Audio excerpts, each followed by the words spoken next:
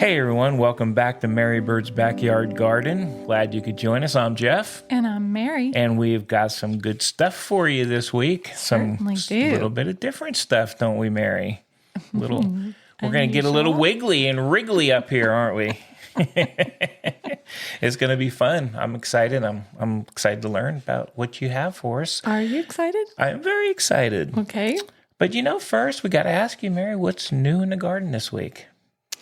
We got rain this past week. Oh, man, we did get rain. Man, That was very nice. it was lovely. I don't even know how much the official inches were, but I know we got about 1 inch that I can verify from our weather station. I know our weather station was very handy for that. I know it rained a couple days, and I think combined it was right around an inch. So that was awesome for the garden since it's been pretty dry here. So the weather station is actually new for this week too. We just put it back up. We did. We got that up, and it's working. We can sit inside the house now and see what the temperature is outside, how much rain we got, the wind speed. Oh, the wind speed. Yeah, it's pretty cool. I'm going to have to do a little segment on that at some point, kind of let everybody know how that works. Definitely. Because it is pretty cool to have out there. What else you got? I really like it. Well, this past week, I picked up a book at the bookstore called A Beginner's Guide to Succulent Gardening. Nice. And I'm very excited. The author is Taku Furuya, and it says a step-by-step guide to growing beautiful and long-lasting succulents. Wow, very cool. Very cool. We have a few, right? We have a few succulents out We there? have them on our window inside. I don't know if they're possible to grow outside here very well or not, but Okay. So what's the one I have out on the porch? Is that not considered a succulent? the agave. Agave? I believe that would be more of a cactus, but I'm Cacti? not certain. That is a good question to look up. And the one we have in the garden, is that the cactus? What the one? The color guard yucca yes, is yes. a cactus. Cacti. Falls in the cactus, Let's which call it a has been cacti. beautiful. Oh my Okay. goodness, they have just turned out beautifully. It has done really well. Yes, we have 4 of them, so they are cacti. Very nice. And we've got some birds coming, right? Oh, Birds are returning to the yes. garden. Yes, we got our bird feeders put up for this year. I'm very excited about that. Yeah, they are going crazy out there. We're going to have to actually got to go out later and maybe grab some more bird feed because they are eating it up. Our grandson gave us a bird feeder 2 years ago, I believe now. And it's the favorite bird feeder in the whole backyard. They just flock to it. I don't know what it is that draws They them. do. It's kind of crazy. We have some others, but they do like that one. They love it. It's definitely accessible, I suppose. Maybe that's why. It might be. It's kind of it's getting a little rough after a couple of years, but it's still hanging in there and it's doing well. So it is kind of neat to see the birds all coming back. So the next thing we got to do is get the hummingbird feeders out. We do. Yes. I got 2 new hummingbird feeders this last week, and they're very beautiful. And I'm looking forward to hanging them Yeah. because we generally get a very good population of hummingbirds here. We definitely get a good population of hummingbirds. But I think one of your topics today, as we segue from the birds, we're going to segue into what birds eat, which was you're going to talk a little bit about worms this week. Yes. Are you? Whoa, okay. Okay. When we got married, did you ever in your life think that you would hear from your wife, honey, I would like to have worms? No. They were for fishing, and no. No. I didn't know they existed for garden type things. Yes, they do. And what happened was pretty early on when we were married, we had young children, and I used to love to go to the library. And I ran across a book at the library one day called Worms Eat My Garbage. I remember that book. Actually have a copy of it here Oh, cool. I that remember we're that. going to talk about later. But that was the beginning, and I got interested, but we had a busy life, and it waited until around now seems like a good time to actually take care of the worms. Nice. Bringing the worms Things back. have slowed down a little bit. Okay, yeah. I know you're going to talk about it. You definitely got some new worm stuff. So, mostly like why? Why would you even want to have a worm bin, right? Agreed. I would like to know why. I don't understand, but I would like to know why. Well, for one thing, it's very educational.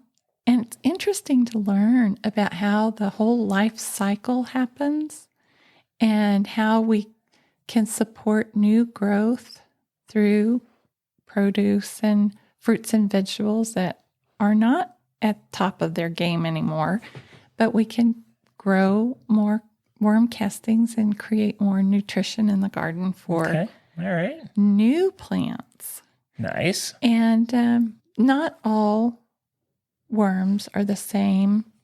The worms that we're talking about using in our bin are Acinia fetida, also called red tiger worms. The old red tigers, red tiger worms. And they're different from earthworms because they don't tunnel down as far into the ground. And they are mostly decomposers. They eat vegetation and litter that's on the top of the ground, like falling leaves and so forth. Whereas your earthworms are going to dive deeper into the soil, and they mostly process soil. Oh, okay. Interesting. And so you get to learn about the composting worms. There are several varieties, but I think I've looked for the red tiger mostly. Okay.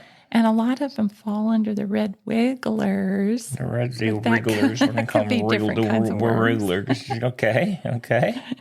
And a diverse range of worm species works really well in your garden because you're able to pull up nutrition for the plants from all different levels. But the ones that we're going to be using are inside the house, not outside. Yeah, I noticed they are in our laundry room right now in their worm bin. And maybe you'll talk about what the worm bin is that you have. We're just getting started. We started out with 100 of these little red worms, and we bought them. We bought them last week. Yeah, I think it's been about a week or so. Yeah. And so I was very excited. I was able to find a unit called a vermi hut. Vermi hut. A vermi hut. Okay. Doesn't that sound cozy? It has a lot of worm stuff going on, but yeah, it sounds good. Well, these worms probably wouldn't be very good on the end of your fishing hook. It'd be kind of hard to attach them to the hook. Okay. And really, you want to be a little bit cautious about getting your worms from a bait store because you might pick up a detrimental worm to your environment. Okay. So that's why you've been ordering new worms. Well, we went to one garden center that actually had some that were, there was a local place that was selling them there. Texas Worm Farm was. Yeah, I think that was it. And then now you've ordered some more, right? And I ordered some online. Ordered some online. I Okay. did. Very cool. So the other reasons why you might compost using worms in your house, actually, or in your garage, maybe, is because if you really take care of it, they process all the waste almost odorlessly. Oh, okay. And they're noiseless. So we live in an urban setting, and we can't have a lot of distractions around our neighbors and so forth. So they don't make a lot of noise. They don't make a lot of mess. And they eat all our scraps, right? They do. A lot of our scraps. About, I think, the Vermitech material says that they will eat 2 pounds of worms, can eat approximately 1 pound of leftovers and scraps and things like that. That's amazing. A day, theoretically. Yeah. And you and I don't produce anything like that, so we're going to be a little bit smaller worm population. Yeah. I think 2 pounds of worms would be somewhere like 2,000 or so. Oh, boy. And that's how you calculate things, by the weight of the worms and the weight of what you want to compost. Well, I know you're having fun with them. I know you're playing with them. It's like a little toy. You're playing with them. My granddaughter helped me set the worm bin Yes, up. she did, didn't she? Yes, she really did. That was a lot of fun. We dumped them out on the top of the worm bin and watched them wriggle down into the bedding. Very good. And that's another thing. It is a way to get all ages interested in what's going on in the garden. Oh, kids love the worms. Kids love the worms. I mean, you had them one other time, and every time they came over, that's immediately, where are the worms? They wanted to go look at the worms outside. So. But at that time, I did try making my own worm bin. And this time I wanted to try a little bit more organized system. The other one was just a tub, which is fine, and it worked well, but I just wanted to try to organize it a little better using the Vermitex system because you could rotate your trays and harvest your worm castings. So talk about the system a little bit. What is the system that's there? What is the Vermitex system? The Vermitex is got 5. The one I ordered has 5 trays. Okay. And the bottom of each tray has holes in it. So the worms can travel up and down the system. And it's made in the trays so that you could rotate as your the composting worms that we use, like I said before, like to eat at the top, at the surface, like the surface maybe 5 to 6 inches of the soil.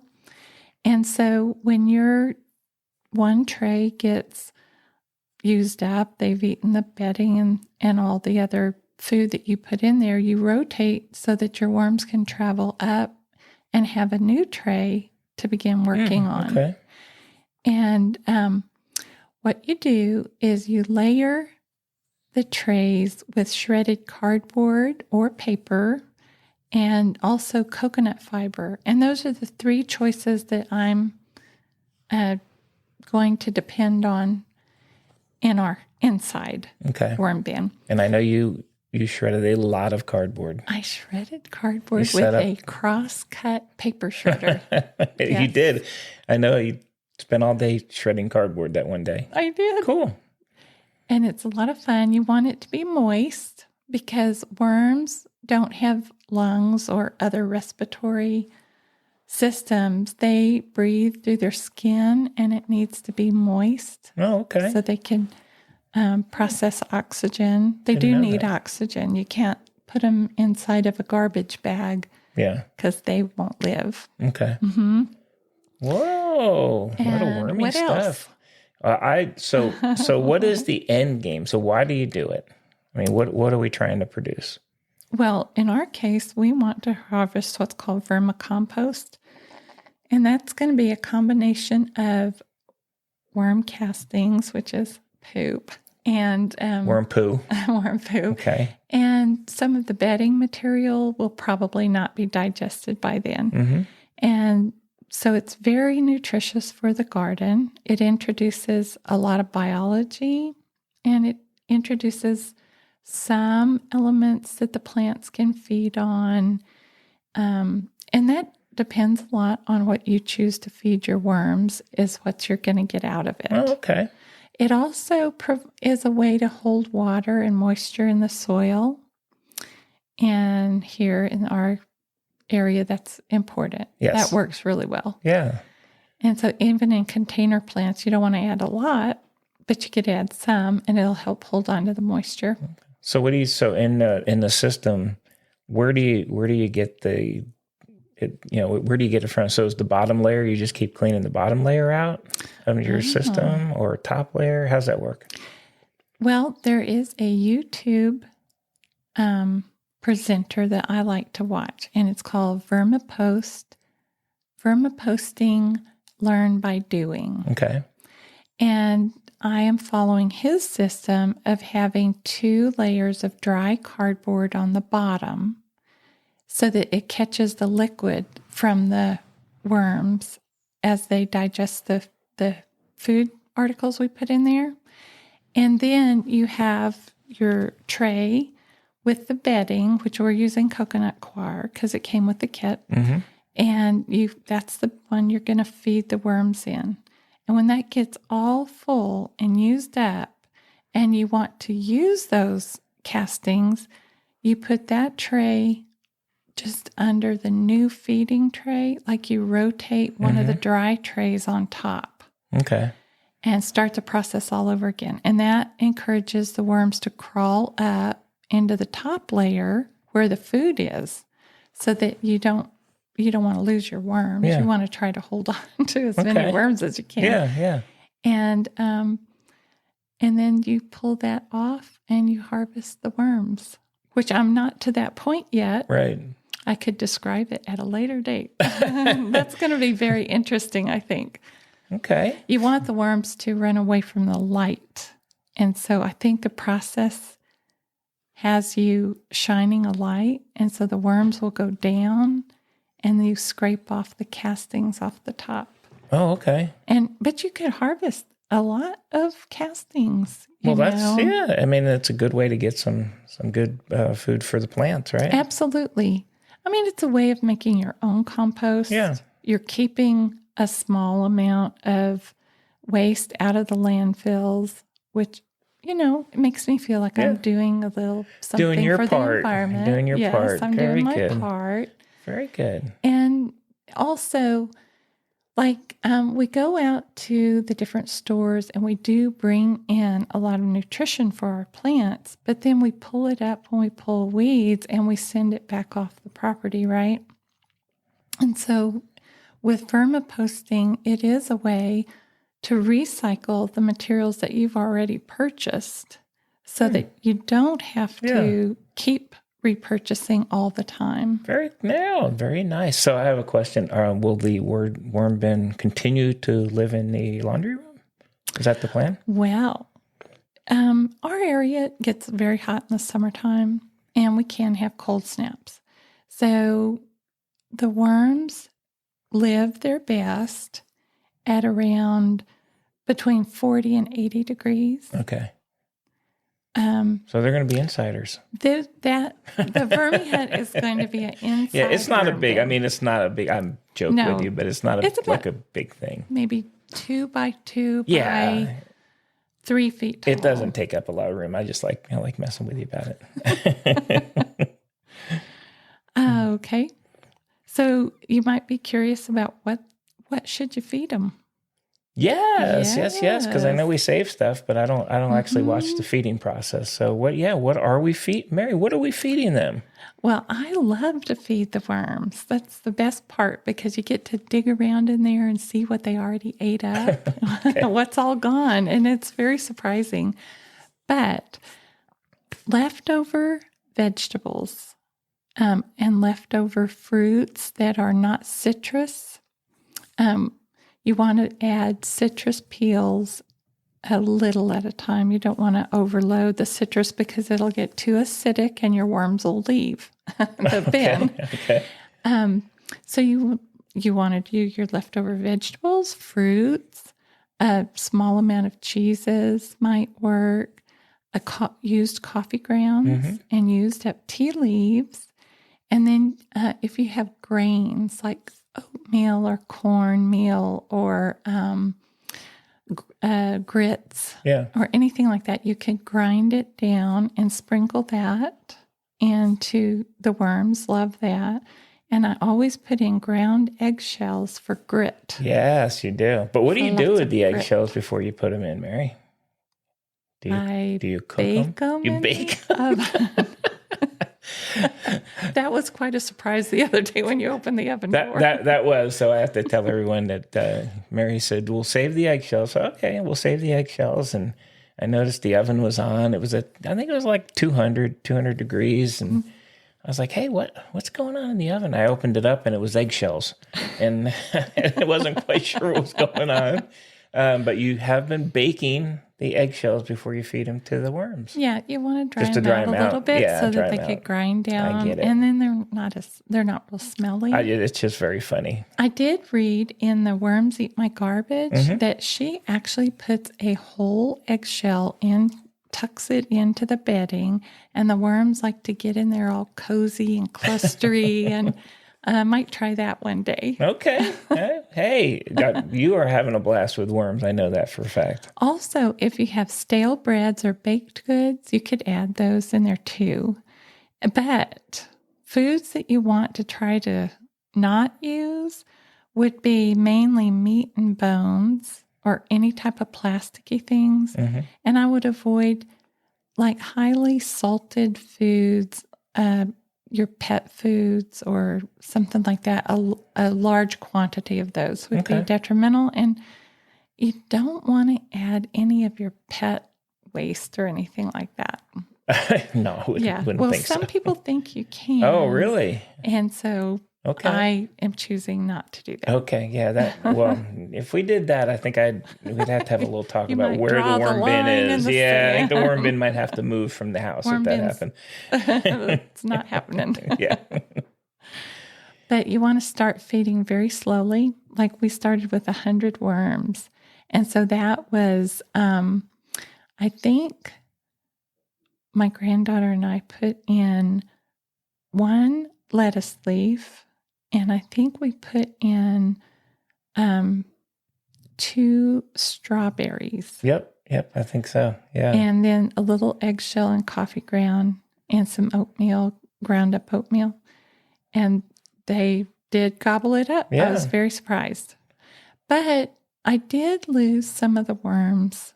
I probably lost 15 to 20 worms. They get disoriented and they crawled out of the bin. But I think it was pretty good that everything settled down quickly. Yeah, I don't think you've gotten any here lately. And you have another order coming, right? I do. How many are going to be coming this time? I think it's going to be 1,000. Woo, And that should fill the bin. It should. That should work great. All right. Yeah. Well, we'll keep the oven hot, keep the eggshells rolling. Just very what good. you always wanted to do. You know it is. I know you have fun with it, so it makes you happy. Go for it.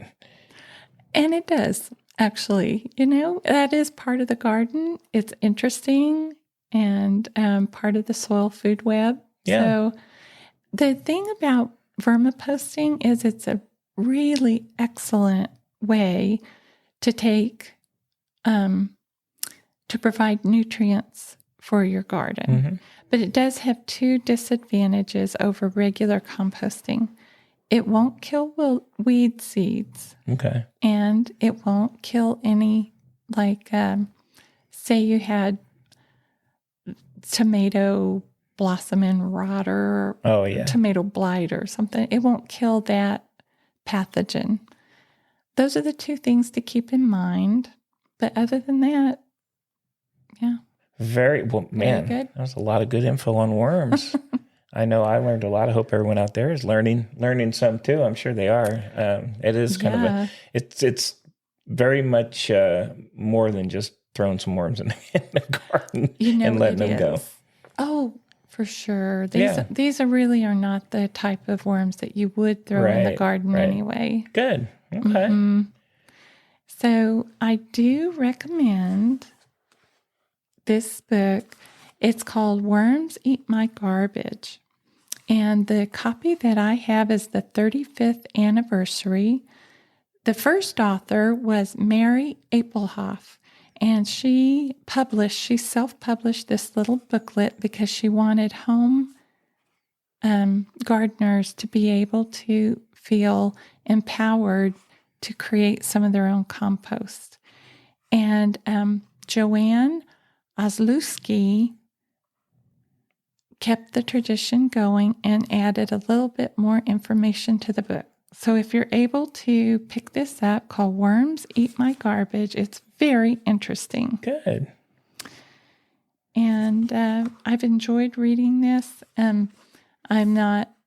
need to study it some more and learn more about it. It's very good. The other 2 resources that I used as I've learned is the Texas AgriLife website, and I also used Oklahoma State University website to get more information. Well, good. So there's some good reference points for everyone out there. Absolutely. You guys want to kind of read up a little bit more or get a little more information unworming. I'm going to call it worming. I'm not. What is the official name? Worm compost, Okay. worm castings. All right. Worming. Worm. I'm aiming more towards worm compost because I probably will have some of the bedding will still be in there. I'm not going to call it worm castings because I'm not going to be that. Yeah. I don't see a way for me to be able to get it completely down there. Well, we'll be more worming. Looks like we're going to be worming our way through the summer with worms.